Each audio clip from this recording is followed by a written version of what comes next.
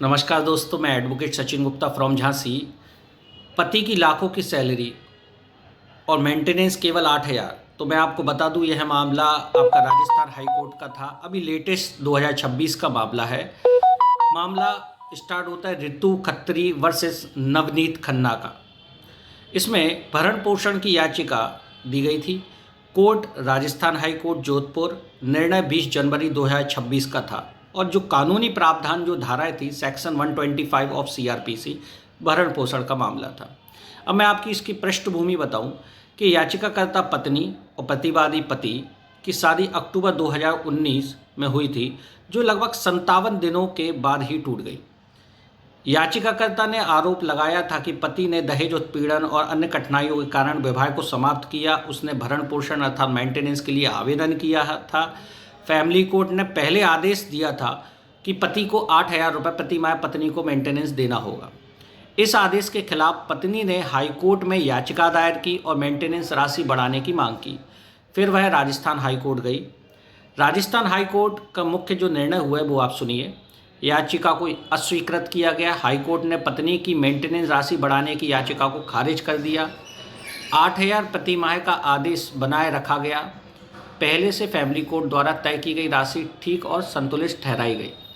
दूसरा, किसी भी हिस्से का स्वतः आय के अनुपात में वृद्धि नहीं। कोर्ट ने यह स्पष्ट किया कि पति की अधिक आय होने का मतलब यह नहीं कि पत्नी को अधिक भरण पोषण दिया जाए। कोर्ट द्वारा अपनाए गए कुछ तर्क समझिए। आय का बड़ा होना अर्थात ज़्यादा मेंटेनेंस नहीं। कोर्ट ने बताया कि मेंटेनेंस राशि को तय करने का आधार केवल पति की आय नहीं होती, बल्कि पत्नी की आवश्यकताओं, जीवन शैली, शादी की अवधि और भरण पोषण की वास्तविक निर्भरता को भी देखा जाता है। इसलिए आय अधिक होने का मतलब यह नहीं कि राशि बढ़ानी आवश्यक है।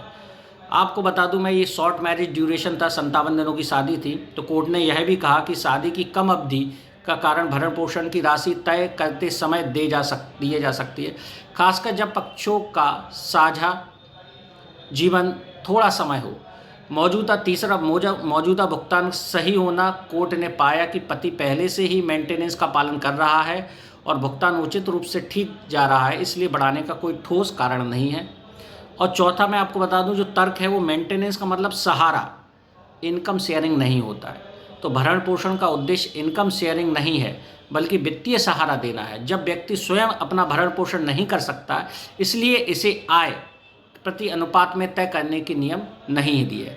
उदाहरण के लिए आप समझिए, कुछ उदाहरण से समझिए। मान लीजिए कि कोई पत्नी रोजगार में नहीं है और पति सरकारी नौकरी में है, तो सिर्फ इसलिए कि पति 1.5 लाख प्रति माह कमाता है, कोर्ट यह तय नहीं करता है कि पत्नी की आधी या अधिक रकम मिले। कोर्ट यह कहता है देखता है कि पत्नी की वास्तविकता आवश्यकता क्या है। क्या वह शिक्षित है और आत्मनिर्भर हो सकती है? तलाक या अलगाव की वजह क्या है?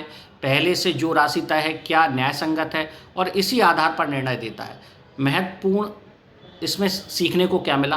पहला, मेंटेनेंस की राशि केवल पति की आय पर आधारित नहीं होती है। दूसरा, कोर्ट प्रत्येक मामले को उसके तथ्यों, परिस्थितियों और दोनों पक्षों की वास्तविक स्थितियों के आधार पर निर्णय देता है। तीसरा, marriage duration, earning potential, conduct of parties जैसे कारक महत्वपूर्ण भूमिका निभाते हैं।